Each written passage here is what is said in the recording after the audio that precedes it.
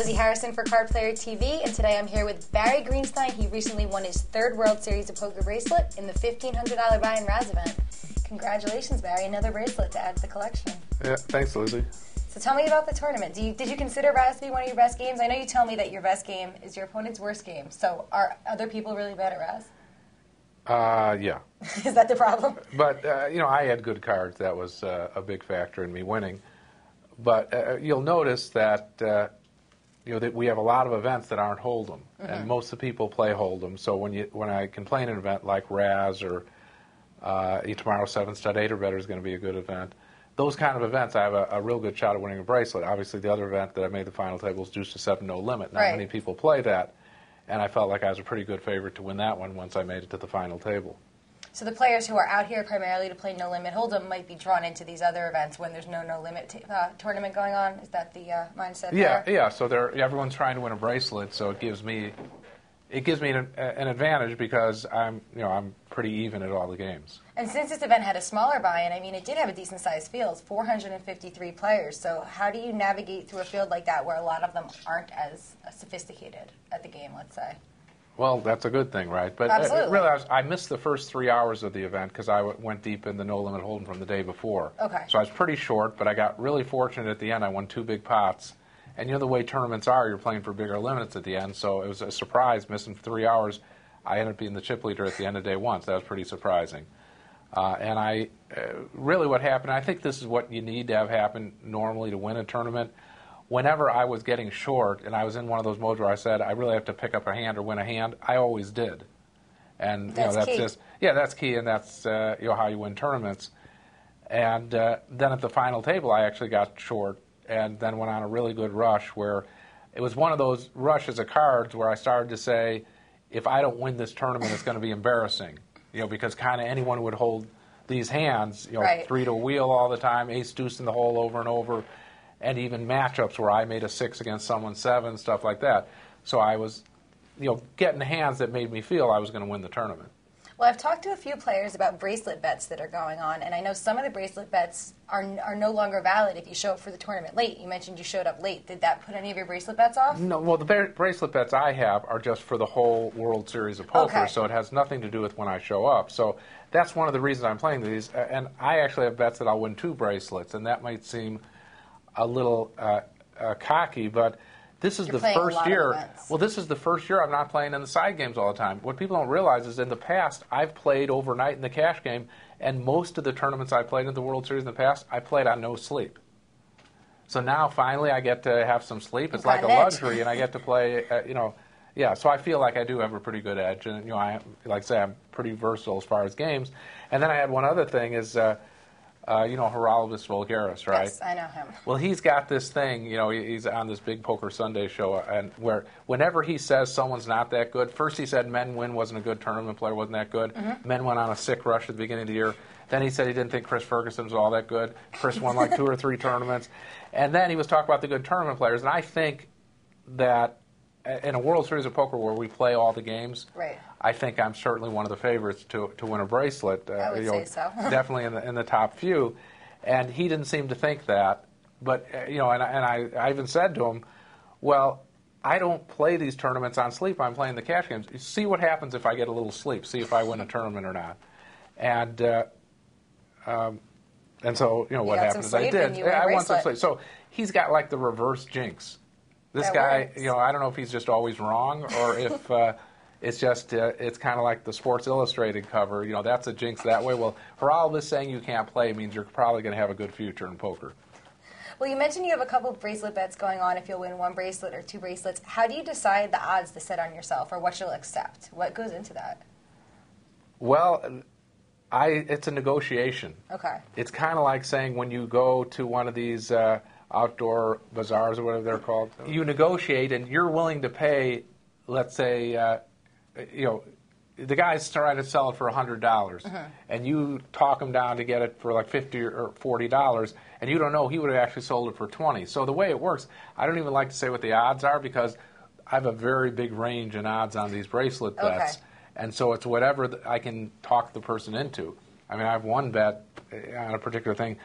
I was willing to lay against this one particular guy probably close to 10-1 on a bet, and I got it at 2-1. So he didn't know that I was near my starting price, and my finishing price was way different. So that's actually part of the fun, is the negotiation. So it involves a lot of reading skills, kind of like. So well, you always start with when you negotiate, you start with a price that you don't believe you're going to get, but sometimes you get it. So that's nice. That works, and you got a bracelet too. So let's talk about the tournament a little bit. We mentioned some of the players weren't quite up to par. What kind of errors did you spot?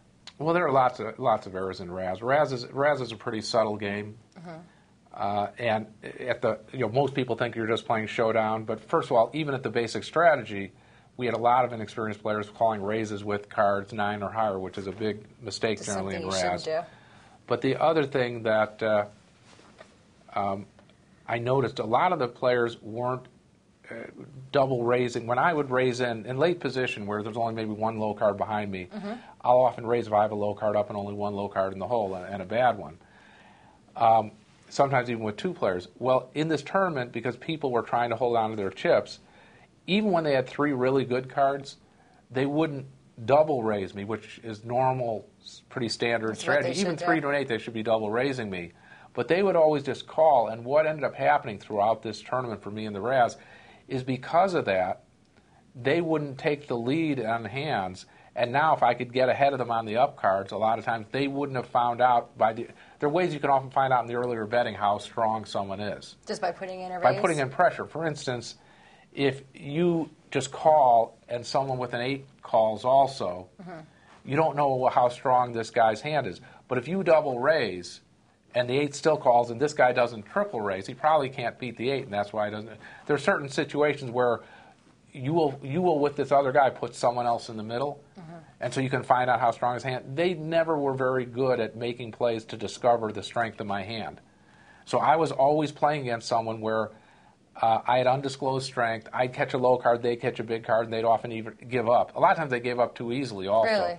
I would say throughout the tournament, there were many times where people were folding because they caught a bad one, where they actually had a better hand than I did still. Yeah. So I won a lot of hands with the worst, a lot of pots with the worst hand, so that was pretty convenient. And I never had to put in a lot of chips when I had the worst hand, even when I ended up giving it up. People didn't bet their hands that well. And so in you were able to save bets and put bets in when you wanted them in there. And then, like I said, the key still, it's always easy when you win to fool yourself into thinking that, well, I just outplayed everyone. But the truth is, you don't win a tournament without having good situations at the right time. As I said, the 2 key factors were, well, even earlier, when I needed to win a hand, I seemed to, win it. And so those things, even if I happen to have the best hand, Razz or most poker games are the same thing. Just because you have the best hand and you're a 60-40 favorite or a 2-1 favorite doesn't mean you're going to win. And as a matter of course not. I'm still steaming from the deuce to 7. My main beat in the deuce to 7, I was at least a 60-40 favorite, I think, where I had a half 10 against Jeff. Yeah, Mike told us about it. And he doubled through me, so I lost that pot. And so, in this Razz tournament, I did have the favorite. It seemed actually the deuce to 7 seemed like an easier tournament for me because they weren't putting any pressure on me. Because I was like the most experienced player, and it's almost like they were trying to stay away from me. I think Mike and Jeff both, and even the players before them, once I got to the chip lead, they were thinking, let me come in second, let me get to second place and get head up with Barry, and then I'll take my chances, that type of thing. Right. That's really how they were playing. And they weren't putting any pressure on me at all. I mean, I still can't believe I didn't win that one. That was much easier final table for me than the Razz. Even though the players were were better poker players in the deuce to 7, but they weren't experienced at deuce to 7 no limit. So your edge was greater there? And also no limit, I think, generally gives you a better edge. In Razz, especially when I got head up with this guy, and I was much more experienced than him. He could have easily beat me. We played one key pot where I had a 7-6-4 and he had a 7-6-5, and I won that one. But if somehow the card had been just slightly different and he had won it, well, we might not be sitting here. Really? So you really think that at that point the blinds get so high that it's just a little bit more dependent on the card and less dependent on Well, the it's skill? just the nature of tournaments, and that's why tournaments aren't quite as skillful as side games, because you have to come to a conclusion, and the way you come to that conclusion is by getting the antes and the blinds out of reach to where it gets closer and closer to playing showdown. And I'm lucky in the showdown. When we got to that stage, I won a couple key hands, and that was the end of it. Of course. So you have bracelet number 1 for 2008. What event can you predict bracelet number 2 in? Do you think it'll be another event that's not a no-limit tournament? It's anyone who thinks they're going to win a no-limit hold'em bracelet is kidding themselves. Does anyone have any bets on that? I don't think that would be. It's just very hard. Well, you could, I guess, get a bet, and you get any bet at the right edge. But those fields are big, and it's very hard to do. You got to get a hold of a lot of chips, have a lot of good things happen to you, have people just dump chips to you. It's tough. At this point, I have 3 good events coming up that I know of where I have, I would say, certainly more than a 1% chance of winning a bracelet, even as high maybe as 3%. And those events are tomorrow's 7-card stud 8 or better. That's usually a very weak game for the field. People play that really badly. And since it's got a high buy and the field's not going to be that many players, obviously that means it's going to draw a lot of the better players, but the shorter the field is, the better it still is to win a bracelet. Of course. And the next one is the 10,000 pot limit Omaha. Again, we're going to have a lot of good pot limit Omaha players, but it's going to be a field of probably 200 players. So even if I was the average player, that means I have a 0.5% chance of winning, and I think I'm enough better than the average player that I have more than a 1% chance of winning. And then the last obvious one is the horse event. And everyone's looking forward to that. Yeah, one. And that has 140 players. I've made the money both years. Both times I had decent chances to win that. And again, it's a tournament, so hopefully I'll get a hold of the chips early and not be in jeopardy. But that's always a good event for me. So here you are. You won a tournament, another bracelet. Kenny Tran recently won a bracelet. The pros just keep winning bracelets. Do you think that it's going to proceed that way for the rest of the series? Well, I hear people say the pros. People who list their occupation as pro. But there are a lot of people, and again, sometimes I jab some of the online players. You don't want to be classified with them? No, that's not true. There are a lot of good young players that maybe aren't name players because they're 21 years old or 22 years old. They haven't been on television. They're pros by every way that I define the word. I was a pro when I was 21 years old. No one knew who I was. So it just happens that the name players are doing well. And there are a couple reasons. And one of the reasons is that some of the other pros that you don't know are playing cash games, and they're not playing all the tournaments. The main way you win tournaments is by entering a bunch of them. And so now we have a lot of the name players who have these bracelet bets. I don't normally play this many tournaments. I never played this many tournaments. And even when I played, let's say 20 events the last couple of years, I played them on no sleep. But now I'm playing them rested because of my bets, because of my side bets. And we don't have as good action in the high limit games right now, so many of us are kind of stuck playing tournaments. So that's why you see some of us. Now there's some maybe aren't playing the biggest game, but they're named players, but they are playing daily at the World Series of Poker. So they rate to be doing well. It's probably also just variance that some of these players have happened to win. Daniel, myself, Mike, some of these other guys. There's variance involved too, but. I think it's not the right comment to say the pros are winning. There are lots of pros in these fields, but you just haven't heard a lot of them. I think makes maybe a lot of sense. I think what you should be saying is some of the television players. And some of those television poker personalities? Yeah, no, meaning they've gotten a lot of airtime, people know who they are. And frankly, a lot of those television players aren't pros by my definition. They aren't making the bulk of their money playing poker. A lot of them are making the bulk of their money, get endorsements. They happen to hit good in a couple tournaments and stuff like that. That's interesting.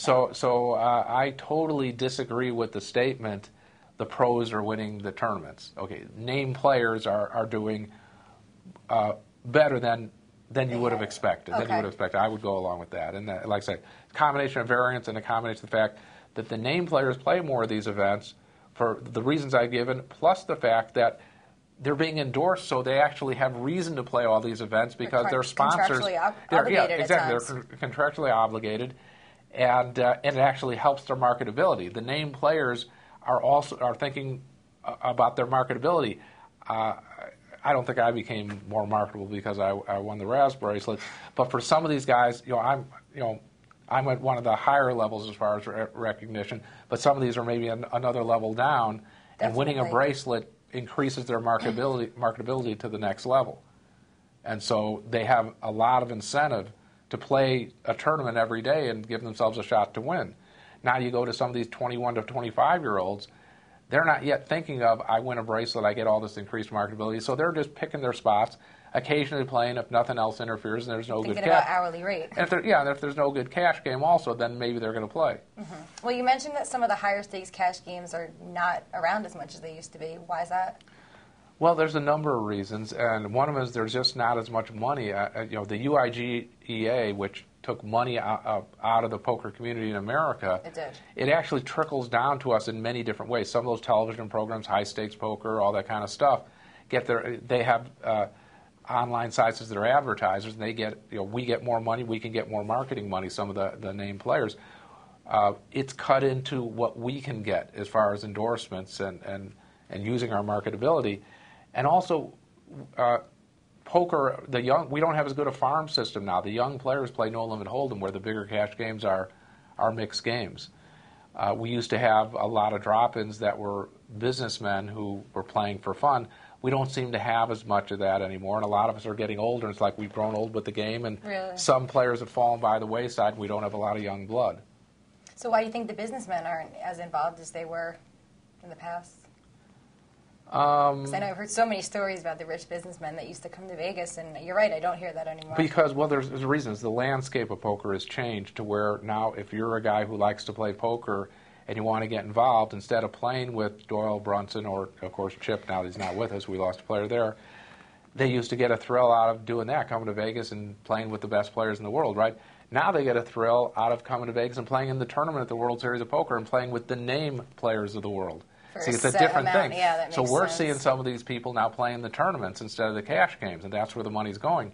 And tournaments suck a lot of money out of the poker community. We see what the juice is at the World Series.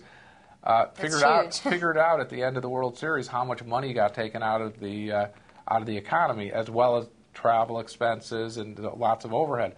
A lot of money gets taken out of the poker economy, and that was money that in the past, some of that would have gone actually into the big game. That makes a lot of sense. Well, congratulations on bracelet number 3, and good luck with number 4.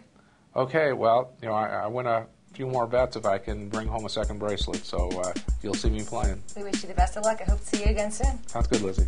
Lizzie Harrison with Barry Greenstein for Card Players UA.